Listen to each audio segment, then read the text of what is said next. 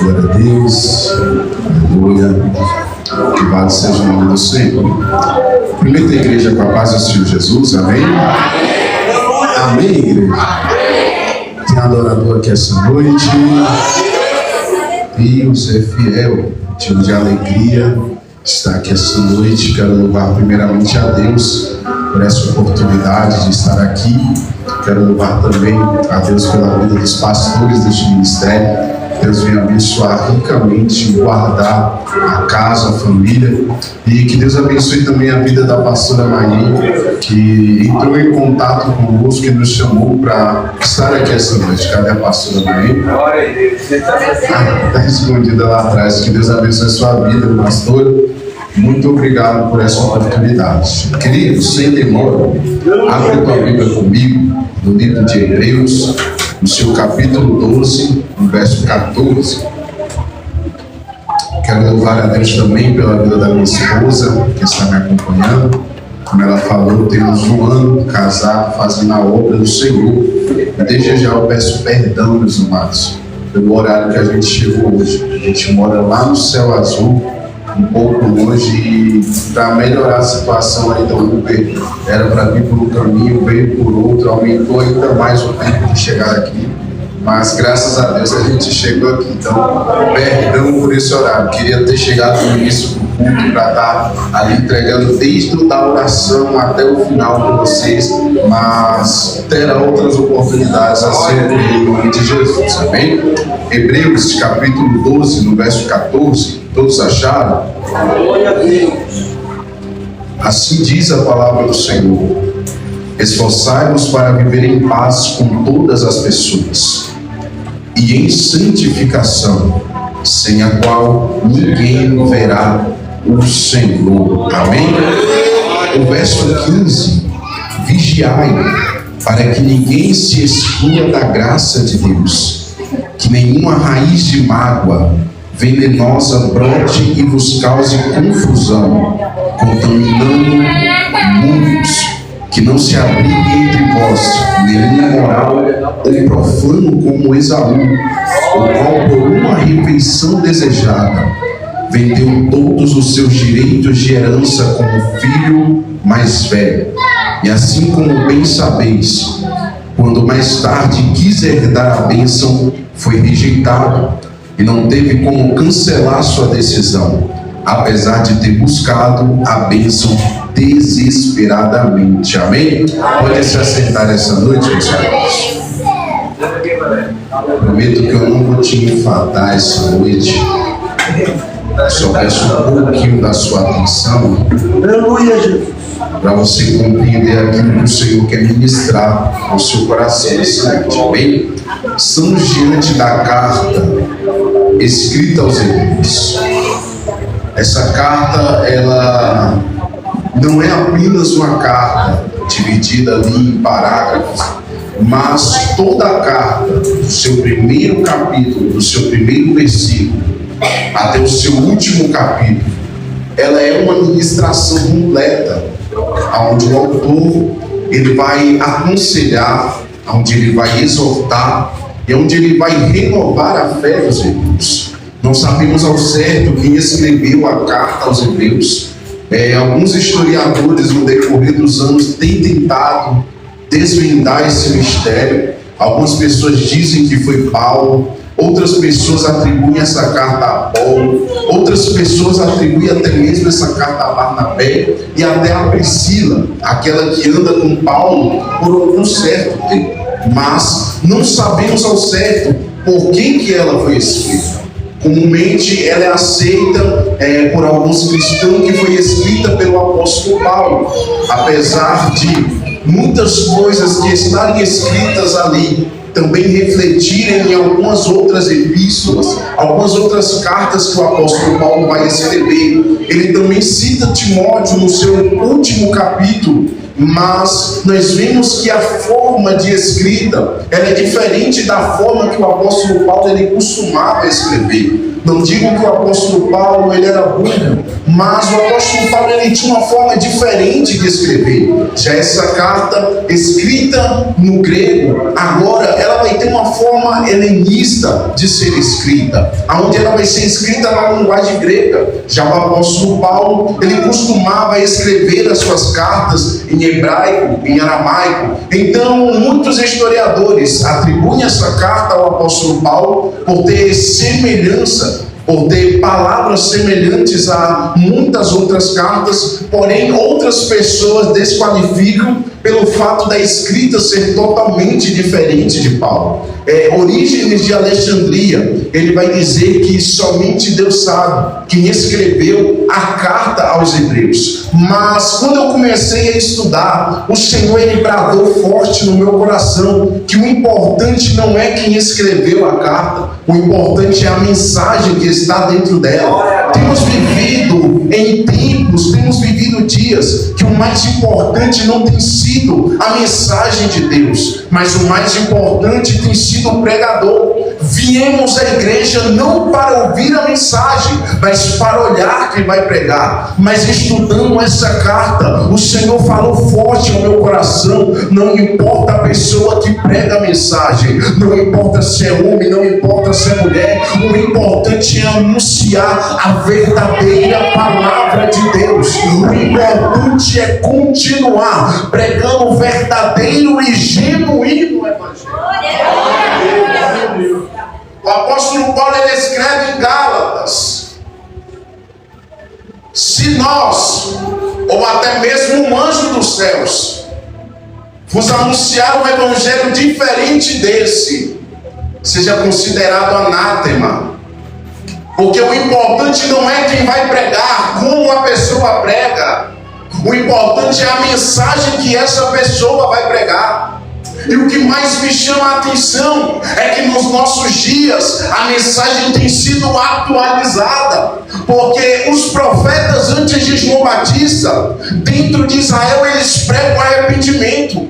João Batista, levantado no deserto, ele vai pregar o arrependimento. O próprio Cristo, na sua primeira mensagem, logo após ser batizado, ele vai pregar o arrependimento. Mas aí chega nos nossos dias e a mensagem tem sido mudada. Mas eu dou glória a Deus, porque em meio a uma geração que se perde, ainda tem uma geração que continua pregando o verdadeiro evangelho. Eu dou glória a Deus, porque no meio de pregadores sendo levantado, pregando agora crônicas de Nárnia, ainda tem uma geração de pregadores que continua pregando igual João Batista, que dá a cara, que prega a palavra verdadeira.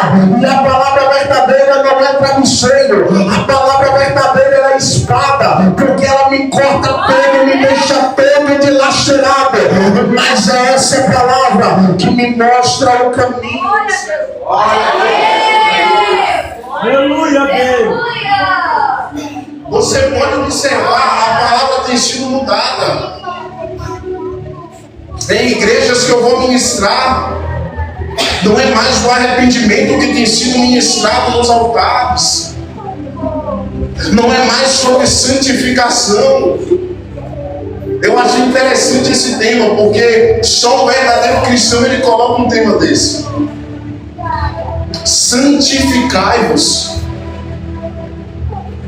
É a mensagem que tem que ser pregada todos os dias, para mim mesmo, dentro das escolas, no trabalho, aonde a gente passa. É essa mensagem que tem que ser pregada. Se o próprio Cristo, ele não muda a mensagem, porque eu tenho que mudar. Se o próprio Cristo, ele não passa ali em Samaria, na Judéia, quando ele encontra aquela mulher que já teve 5 maridos, ele não olha para ela e diz, não, permanece do mesmo jeito, está de parabéns. Não, ele não fala isso. Ele fala, disseste bem, teve 5, nem o que tu está agora é teu. Jesus ele não usava palavras para confortar, não. Ele pregava o evangelho verdadeiro. Não é à toa que ele era perseguido pelos fariseus.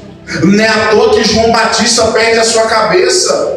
Mas João Batista, ele perde a cabeça. Ele para de pregar no templo. Ele aparece dentro do deserto, mas ele não para de pregar a mensagem. A gente pode ser excluído no trabalho. A gente pode ficar sem amizade nas escolas, na faculdade. A gente pode até ser odiado dentro da nossa própria casa. Mas não temos que parar de pregar a verdadeira mensagem.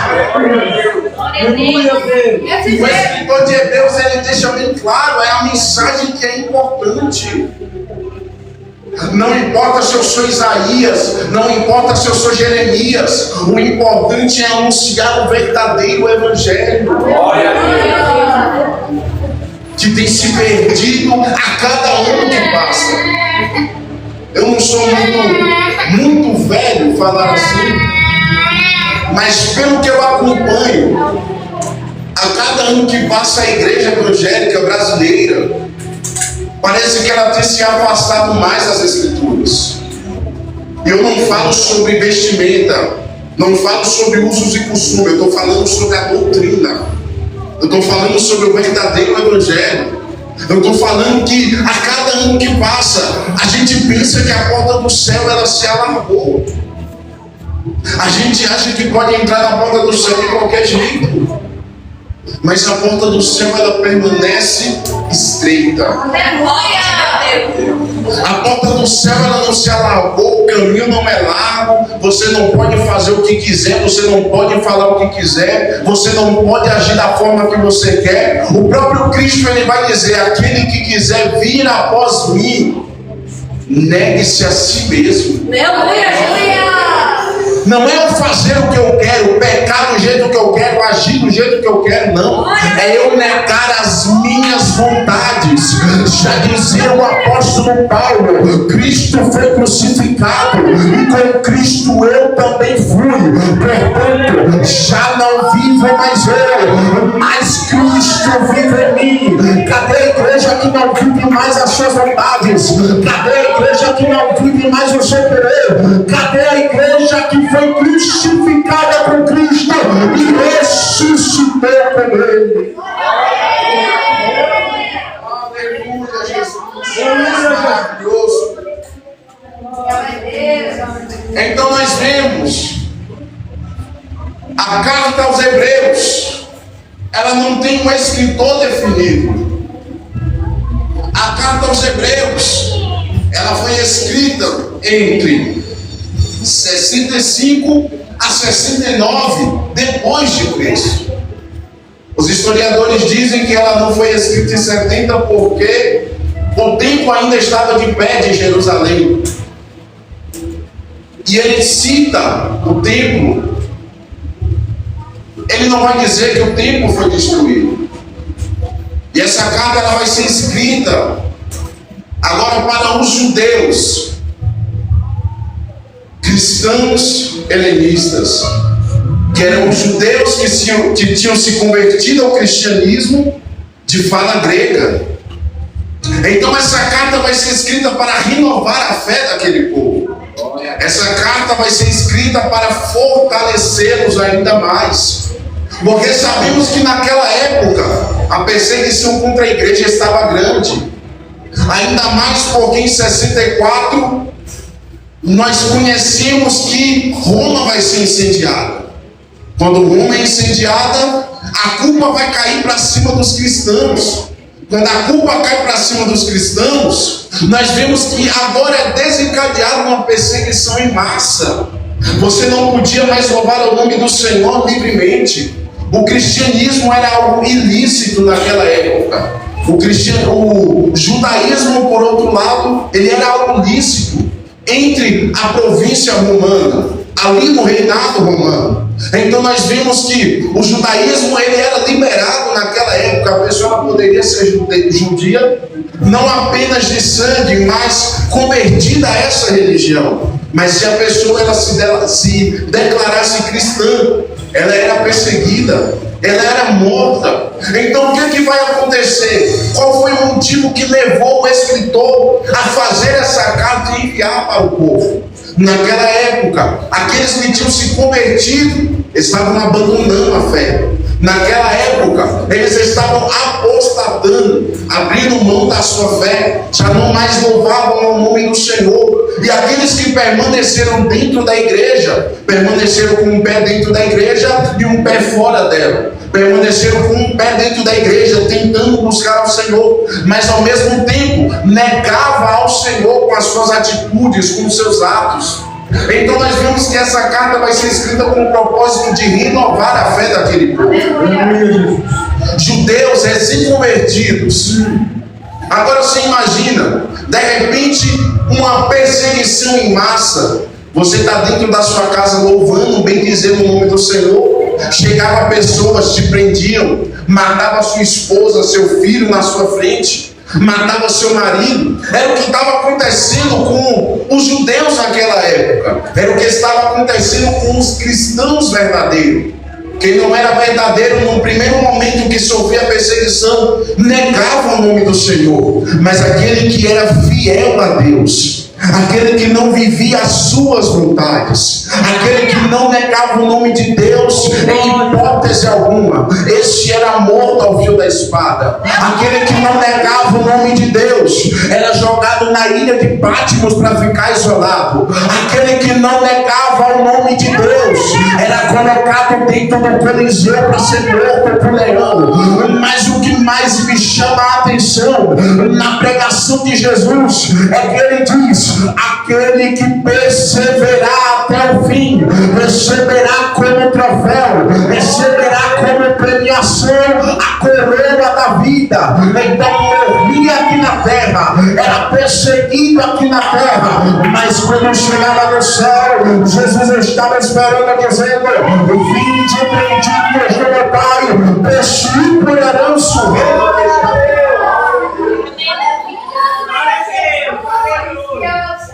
Aqueles que não negavam a sua fé até perdiam a vida aqui, mas tinha algo muito valioso para eles lá na frente.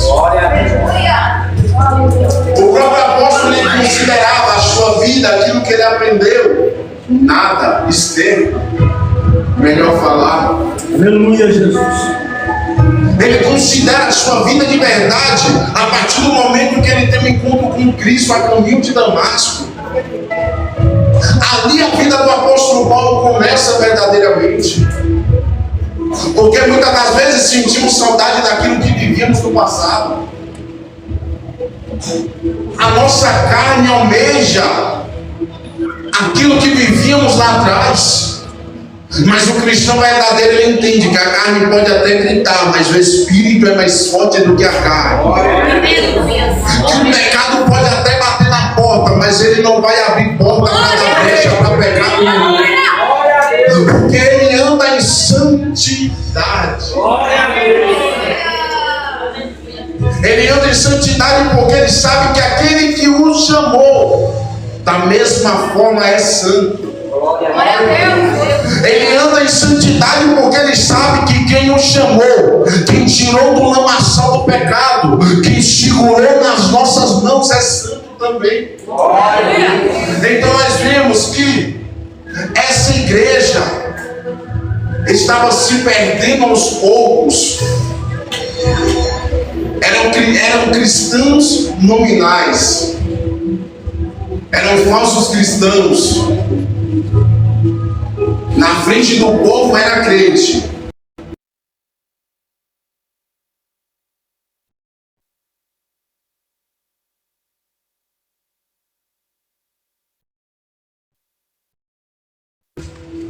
Porque aqui todo mundo consegue ser crente facilmente. O que vai dizer muito sobre o nosso caráter em Cristo é a forma como a gente age quando a gente sai de dentro dessas palavras. O que vai dizer muito sobre o nosso caráter em Cristo, sobre a nossa santidade nele, é as nossas atitudes tomadas lá fora. Porque não adianta nada louvar o nome do Senhor aqui, quando sai lá fora está usando a boca para xingar. Não adianta de nada usar o seu corpo, o seu ser, para levar o nome do Senhor aqui dentro. Mas quando sai por essas portas, se prostitui. Não adianta de nada usar a sua boca para pregar em cima do altar, mas quando sai lá fora, mente, não é reconhecido como um verdadeiro cristão. As nossas atitudes lá fora vão dizer se somos verdadeiros cristãos ou se somos cristãos nominais. O exemplo que a gente dá lá fora, a pregação que pregamos lá fora, não aqui dentro apenas. Um pregador famoso, ele disse: pregue, se for preciso, use palavras. Como assim? Pregue, se for preciso, use palavras. Você se lembra da conversão do apóstolo Paulo? A Bíblia diz que o apóstolo Paulo, ele se converte e logo começa a pregar. Mas ele não começa a pregar com os seus lábios.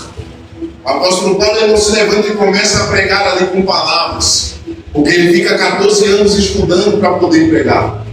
Quando a Bíblia fala que o apóstolo Paulo, ele se converte e começa a pregar, é porque o seu testemunho estava alcançando pessoas. Aquele que conhecia o Saulo que perseguia, agora conhece o Paulo, o apóstolo dos gentios. Aquele que conhecia o Saulo que matava em nome de Deus, é aquele que vai conhecer o Paulo que prega em nome de Cristo. Então, quando a Bíblia diz, se converteu e logo começou a pregar, foi com atitudes. É tanto que quando olhavam para ele e falavam: mas não era esse que estava perseguindo?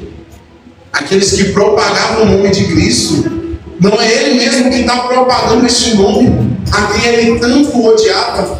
Então a nossa maior pregação não é com os lábios, a nossa maior pregação é com atitudes. Porque de 1000 pessoas, eu vou logo exagerar, de 1000 pessoas, uma vai ler a Bíblia, 999 vai ler o cristão. É desse jeito. Então, aonde você pisa, o que você faz, não gera impacto apenas na sua vida, mas vai gerar impacto na vida de quem está ao seu redor também. Você quer ver? A Bíblia diz que Davi vai pecar contra Deus. Não foi os seus filhos. Não. Davi vai pecar contra Deus. Quando ele peca, ele vai perder um filho. Quando ele peca, a sua filha vai ser abusada dentro de casa. Quando ele peca, o seu filho vai matar o seu outro filho, por causa de algo que ele cometeu. Quer mais? Quando os dois primeiros, meu Deus, sumiu o nome, Adão e Eva. Como é que esquece assim? Quando Adão e Eva pecam contra Deus, o pecado não fica somente neles, mas a Bíblia diz que toda a humanidade vai sofrer o impacto disso. É tanto que eles são expulsos e o seu filho vai matar o irmão. Então nós vemos que o nosso pecado, ele não vai resultar apenas na minha vida, mas aquilo que eu cometo vai resultar na vida de alguém. Então, se eu ando em santidade, se eu sou fiel a Deus, o meu testemunho vai alcançar vidas para Deus. Mas no momento que eu ando de qualquer jeito, que eu faço o que eu quero, que eu vou agir da forma que eu quero, o meu contra-testemunho também vai afastar pessoas de Deus. Então toma cuidado da forma que você é lá fora, porque aqui dentro todos nós somos cristãos, mas é lá fora que o mundo vai dizer se somos crentes ou não.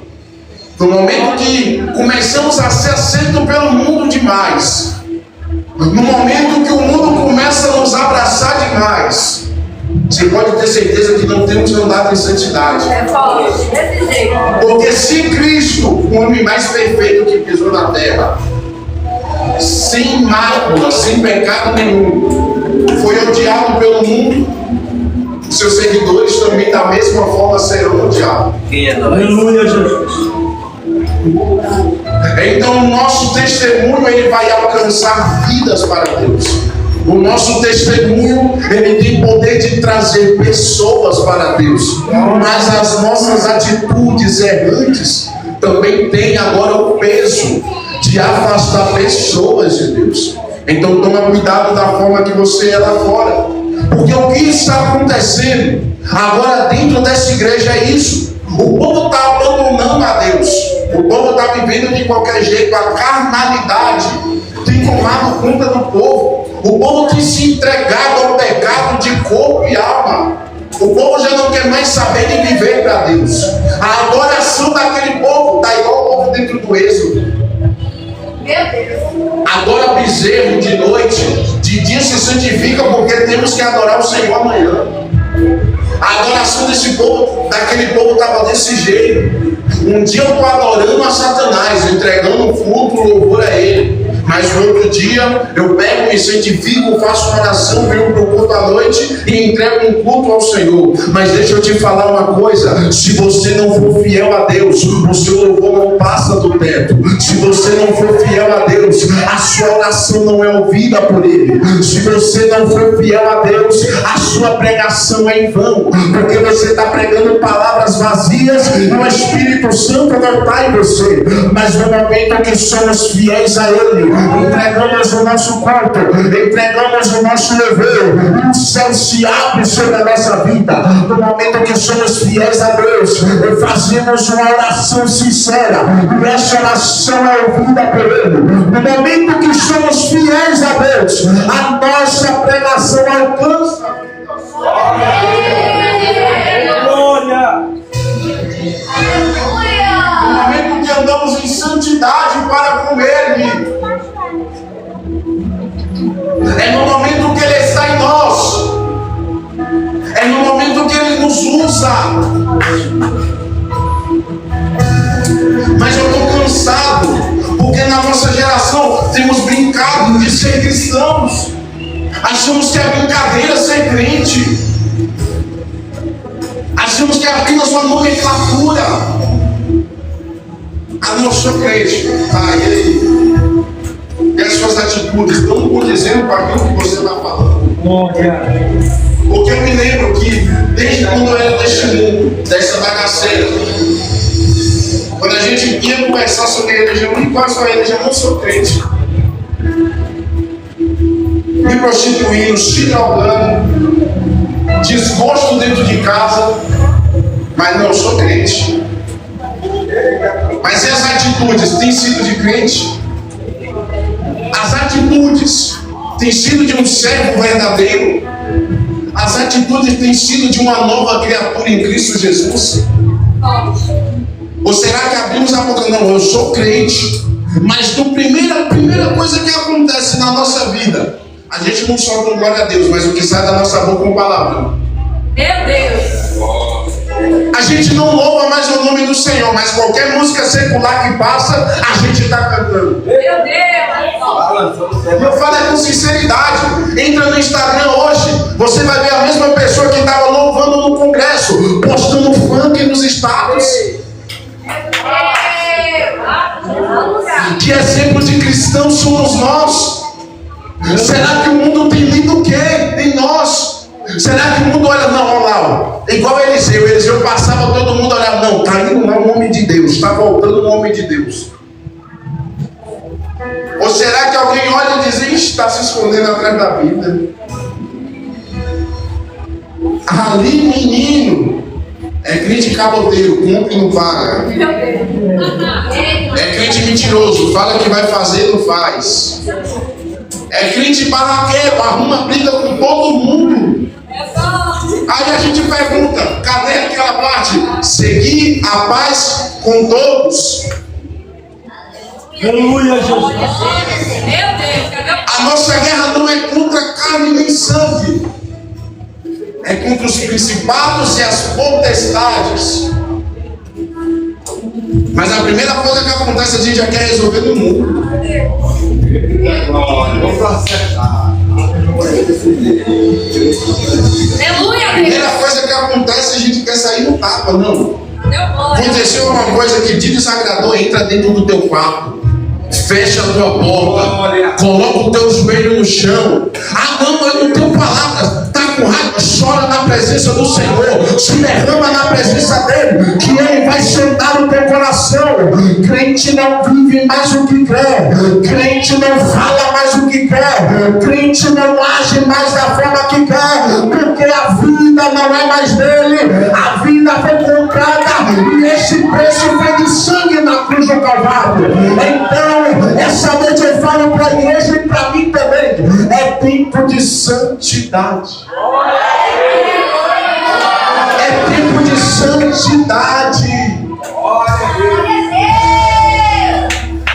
Chega de brincar com o Evangelho. Chega de brincar com o nome de Deus. Aleluia, Jesus. E quando eu falo, eu tenho exemplos do que a gente, eu e minha esposa, já vivenciamos no nosso trabalho. Deve ter o que? Uns 20% que é crente. Se tiver muito. Aí a gente se reúne para conversar, aqueles que são cristãos, e se cobrar ali, né, de uma certa forma do que é necessário, porque somos exemplos, ainda mais no local onde somos em menor quantidade. Aí esses dias a gente sentou para almoçar e a minha esposa, ela não mede palavras, ela fala mesmo. Ela até fala: não, minha filha, calma, pelo amor de Deus. Aí a gente sentou para almoçar. Aí tinha um varão lá que, ou um varão na boca. Qualquer coisa que acontecia, ele soltava uma palavra. A gente almoçando, eu degustando do meu almoço. Aí minha esposa olha para ele: bichinho, tu não sente vergonha de ficar xingando o tempo todo? Aí eu não sei se eu me surpreendi dela ter feito essa pergunta ou se foi da resposta dele. Porque ele olhou e falou: não, eu não xingo todo dia não, isso aí de vez em quando.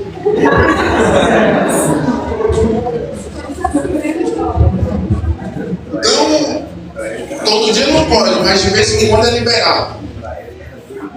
Aí agora eu te pergunto: e se Jesus volta de vez em quando? E se Jesus volta no momento ali em que você fala: não, hoje eu vou dar lugar à carne mesmo e não poder nenhum? Um cristão verdadeiro, eu escuto isso aqui e eu trago todos os dias da minha vida. Estou trazendo todos os dias. Um cristão verdadeiro, ele não tem que se preparar, ele tem que andar preparado. Porque a qualquer momento a trombeta pode tocar, Jesus abriu os céus e daí vai a jornada da sua igreja. A qualquer momento pode acontecer da gente contemplar o homem de branco descendo do cavalo e levar a sua igreja para si. Então a igreja, ela não se prepara, a igreja, ela anda preparada todos os dias. E se aqui tem crente preparado, abre a boca e exalta o nome daquele. Abre a boca e exalta o nome daquele que morreu na cruz do Calvário.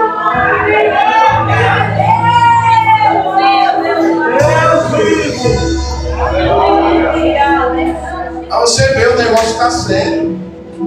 Oh, glória! O negócio está sério. Glória a Deus. Escândalos e mais escândalos em cima do altar. Eu não sei aqui no ocidental se está da mesma forma, mas lá no céu azul, viu? Meu Deus do céu. Eu vou para reunir com as pessoas que saem orando naquele céu azul, porque infelizmente o diabo, ele tem lançado a seta.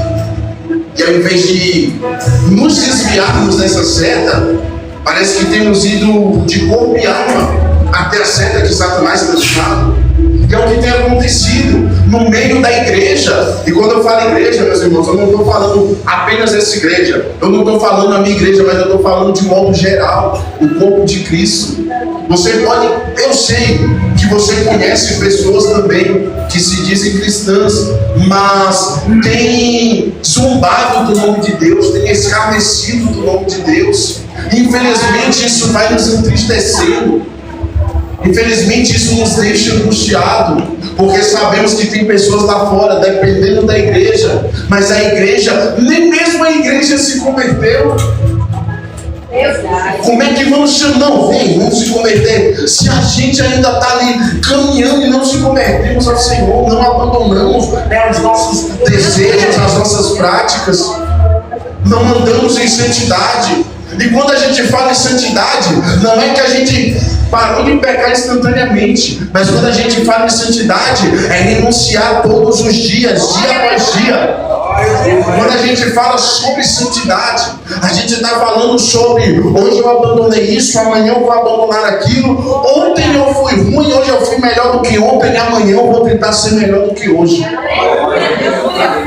Santidade é isso, porque somos humanos, somos falhos, vamos falhar no meio do caminho. É bom que não falhe, mas infelizmente acabamos falhando.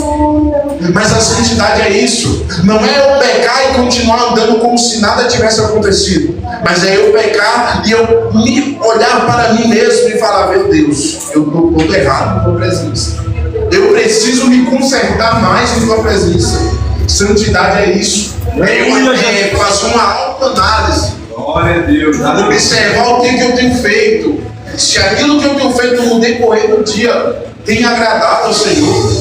Toda noite, quando eu coloco a cabeça no travesseiro, eu falo: meu Deus, hoje eu fui bom nisso, mas hoje eu deixei a desejar nessa parte. Eu tinha que ter sido melhor aqui, tinha que ter sido melhor ali, ainda mais no meu trabalho. Eu não sei se vocês fazem essa autoanálise, mas se vocês não fazem, comecem a praticar isso. Porque quando vocês fazem isso, vocês demonstram que não querem viver na carnalidade. Vocês demonstram que o Espírito Santo ele tem sondado o coração de vocês. O Espírito Santo tem convencido vocês do pecado. Então é necessário abrir mão das nossas vontades. É necessário andarmos em santidade. E é o que não está acontecendo. O povo de Hebreus, eles estão abrindo mão da sua vontade, ou da vontade de Deus. Eles estão ali abraçando o pecado de corpo e alma. É tanto que o escritor, ele vai usar agora histórias do Antigo e do Novo Testamento para ver se renovava a fé daquele povo, para ver se fortalecia a fé daquele povo. No capítulo 11, ele vai falar sobre a fé. No capítulo 11, ele vai dizer sobre os primeiros heróis da fé, aonde são homens que em determinadas situações permaneceram fiéis a Deus. Abel e Caim. Abel oferece o melhor para Deus, Caim oferece aquilo que sobra, o resto. Abel é aceito, Caim é rejeitado. Caim sendo rejeitado, mata Abel. O sangue de Abel clama até hoje. E o escritor ele vai dando esses exemplos, mas o mais lindo que eu acho é o exemplo de Enoque. Por meio da fé, Enoque foi arrebatado de forma que não experimentou a morte e já não foi encontrado, porquanto Deus o havia arrebatado, visto que antes de ser arrebatado havia recebido o testemunho de que tinha agradado a Deus. Em Gênesis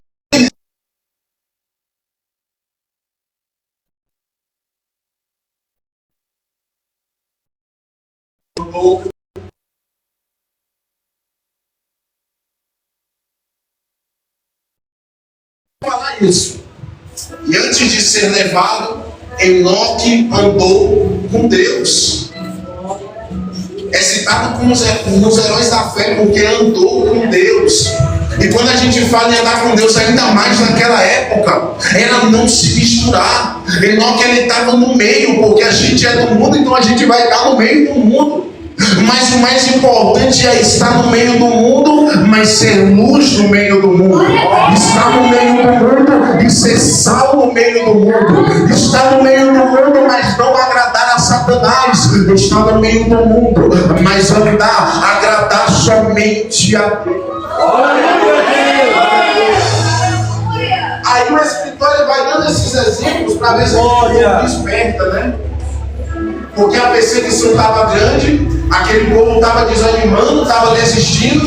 Então o escritor fala, o jeito vai ser escrever sobre os homens que passaram, para ver se eles se animam, para ver se eles se levantam. Ele fala, pela fé Noé, quando divinamente orientado acerca dos acontecimentos que ainda não podiam ser vistos, movido por santo temor, construiu uma arca a fim de salvar a sua família. Eu vou dar essa passeada na Bíblia só para você compreender e chegar no capítulo 12, verso 14. Noé, por fé, ele vai construir a arca. Você já pensou, Deus chega para você e fala: Júlio, vou usar meu nome, faz isso, isso e isso. Assim como ele falou para Noé, sendo que nunca havia chovido na terra. Noé vai lá e faz. Não, construiu a arca conforme Deus mandou. Ele tinha visto a chuva ainda? Não tinha visto a chuva. Mas ele não liga se ele tinha visto chuva, se ele não tinha visto. Ele só liga em fazer aquilo que Deus mandou. Porque a gente tem essa mania de só querer fazer quando a gente vê, né? Mas com Deus não é fazer querendo ver. Com Deus é fazer mesmo sem ver. Agora você imagina Abraão, sai da tua terra, da tua parentela, da casa dos teus pais e vai para onde eu te designar. Abraão não sabia qual terra era. Abraão não sabia para onde ele ia. Abraão não sabia que ele seria peregrino, andando de um lado para o outro, olhando de um lado para o outro. Mas a Bíblia diz que Abraão vai sair da sua casa, da casa dos seus pais, por fé, e vai seguir o que Deus mandou. Então não é eu fazer o que eu quero, é eu seguir a vontade de Deus, mesmo sem ver. Mesmo parecendo impossível, é eu seguir a vontade de Deus, é eu ouvir as promessas de Deus na minha vida.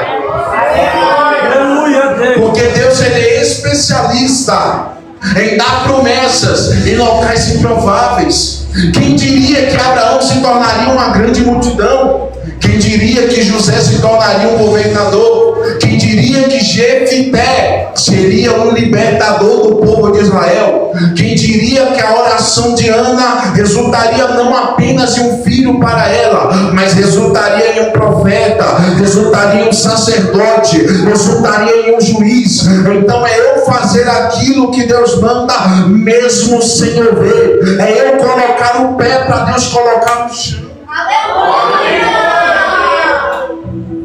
E ele está dando esses exemplos.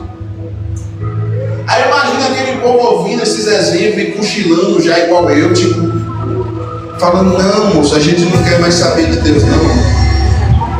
A gente quer viver as nossas vontades. Deixa a gente andar do jeito que quer. Deixa a gente agir do jeito que a gente quer.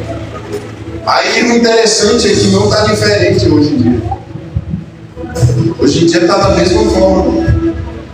Se prega, os pastores aqui se matam, botam suar sangue, pregando, exortando, mas infelizmente não estamos ouvindo. Aí chega um lobo disfarçado de ovelha das redes sociais, postando lá aquilo que vai te agradar. Não, isso aqui é pastor de verdade, isso aqui é pregador. Olha o que ele está falando, que Deus vai mandar um carro forte na minha casa. Mas aí quando o pastor ele chega e fala: é necessário um arrependimento, meu Deus do céu, olha o pastor dando piada para mim. Mas se o pastor vem, ou se você vê um vídeo falando: não, Deus ele vai te honrar, quem te viu na prova, no deserto, você vai pisar em cima dele, meu Deus, isso é forte. Porque só aceitamos aquilo que agrada a nossa carne. Glória a Deus, aleluia. Queremos ficar no comodismo, escutando apenas aquilo que agrada a nossa carne. Não aguentaria uma mensagem de João Batista: raça de víboras, quem vos ensinou a fugir da ira vindoura? Vocês acham que só porque são filhos de Abraão vocês vão ser salvos? Olha a mensagem do homem. Mas mesmo assim tinha pessoas que saíam das suas casas e iam até o deserto para ouvir ele pregar. E ainda diziam mais: você prega com autoridade, diferente dos fariseus. O fariseu pregava aquilo que o povo queria ouvir, mas o povo já não queria mais ouvir chave de carro, chave de moto, chave de apartamento. Aleluia a Deus, glória a Deus. O povo estava indo no deserto para ser batizado, remido pelos pecados, porque eles queriam conhecer o Messias. Sem santificação ninguém verá a Deus. Então o povo não estava indo atrás de carro, atrás de chave, atrás de moto, não. O povo estava indo porque queria se arrepender dos pecados. Eu costumo dizer que a gente pede dentro do nosso quarto, mas dentro da igreja a gente tem que vir para adorar. Aleluia a Deus. O que a gente pede dentro do nosso quarto, vem para a igreja e continua pedindo. E a parte que a gente entrega para Ele não existe. Pede dentro do seu quarto, porque se Ele quiser, se Ele ouvir as suas orações, vai ser atendida publicamente. Mas quando você entrar dentro da casa do Senhor, vem louvar o nome dEle, vem exaltar o nome dEle. Você não vê dentro da Bíblia dizendo que o povo ia para o templo para pedir isso, isso e aquilo. Até os aleijados que iam pedir, não pedia dentro do templo, pedia na porta. Quando aquele homem enfermo, que Pedro e João vão curar ele, a Bíblia diz que ele está na porta pedindo. Mas no momento que ele é curado, que ele consegue se levantar, a Bíblia diz que ele entra dentro do templo para louvar e agradecer. Ele não louva dizendo: Deus me dá isso, Deus me dá. Não, obrigado, Senhor. Louvado seja teu nome, Senhor. A igreja tem que entender isso. Entrou dentro da igreja, eu entrego o teu melhor a Ele. Entrou dentro da igreja, louva o nome dEle. Entrou dentro da igreja, cante louvores cristocêntricos, que coloquem Cristo no centro de tudo. Pregue uma mensagem cristocêntrica, aonde Cristo, Ele é o centro. Glória. Deus vivo. O escritor está falando sobre isso. Ele está colocando Cristo no centro em todo momento. A pregação dele não é: eu vou fazer isso, ou você vai ganhar aquilo, ou você profeta na tua. Não. A pregação dele é diferente.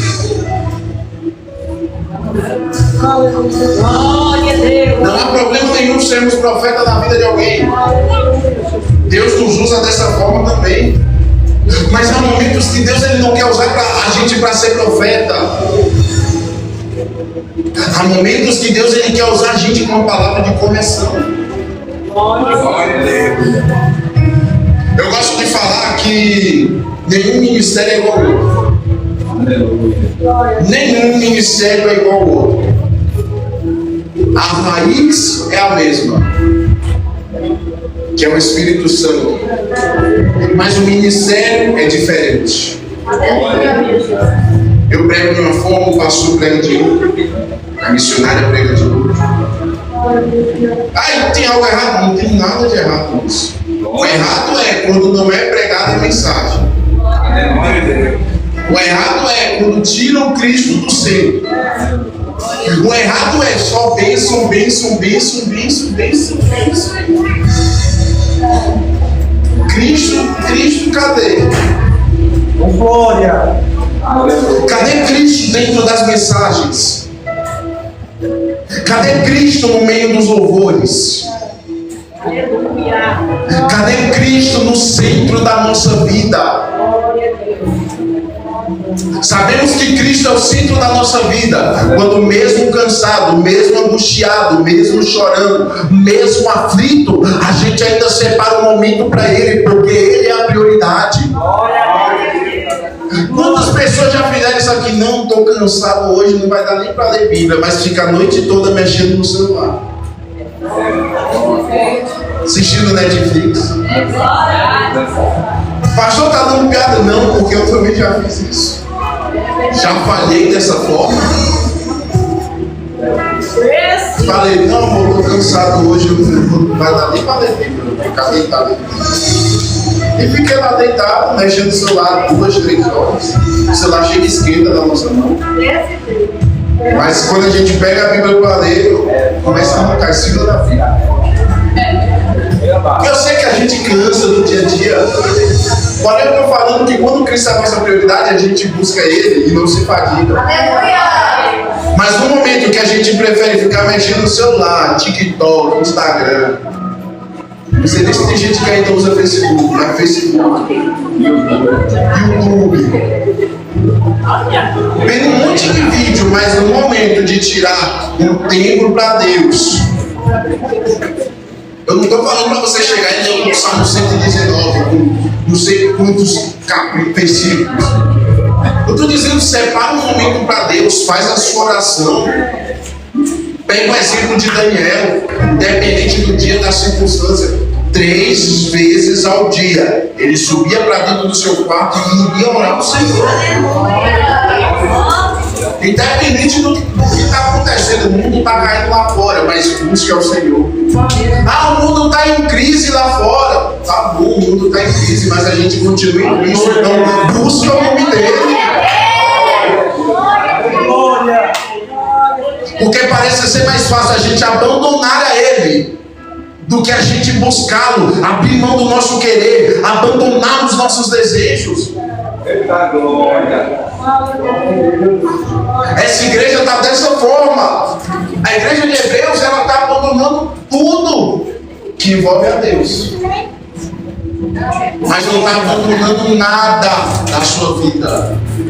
E nós vemos que o escritor vem pregando, vem fortalecendo, vem capacitando, trazendo exemplos. Ele ainda diz: muitos enfrentaram zombarias e torturas, outros ainda foram acorrentados e jogados aos cárceres, apedrejados, cerrados ao meio, tentados, mortos ao fio da espada, andados sem rumo, vestidos de pele de ovelhas, de cabras, necessitados, angustiados e maltratados. Quando eu estava lendo, eu achei interessante, porque o escritor diz angustiados, o escritor diz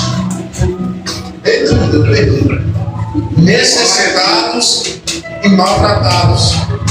Mas o escritor, ele não diz que aquele povo que sofreu tudo isso estava desamparado. Aleluia. Porque tem dia que estamos necessitados. Tem dia que a angústia nos invade de uma forma que não sabemos explicar. Tem dia que a perseguição, no Brasil nem tanto, mas lá fora, na Índia, na China, no Japão, a perseguição é tão grande que somos maltratados, mas em nenhum desses dias,